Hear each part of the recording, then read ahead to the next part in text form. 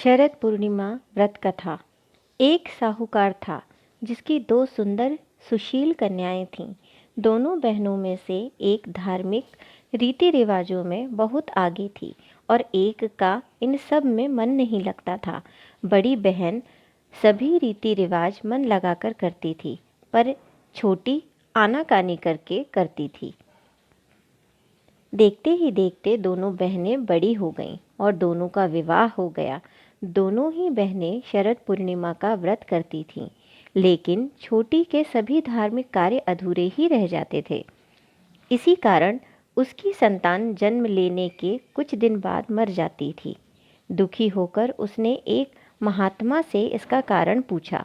महात्मा ने उसे बताया, तुम्हारा मन पूजा पाठ में नहीं है, इसीलिए तुम शरद पूर्णिमा का व्रत पूरे विधि विधान के साथ करो। महात्मा की बात सुनकर छोटी बहन ने पूर्णिमा का व्रत विधि विधान के साथ किया, फिर भी उसका पुत्र जीवित नहीं बचा।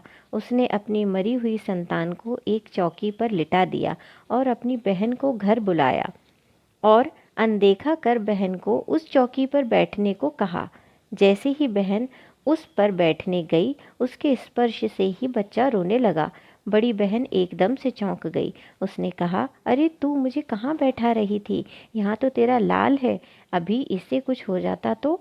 तब छोटी बहन ने बताया कि मेरा पुत्र तो मर गया था, परंतु तुम्हारे पुण्यों के प्रताप से, तुम्हारे स्पर्श मात्र से उसके प्राण वापस आ गए। इसके बाद प्रतिवर्ष सभी गांववासियों ने शरद पूर्णिमा का व्रत पूरे विधि विधान के साथ करना शुरू कर दिया।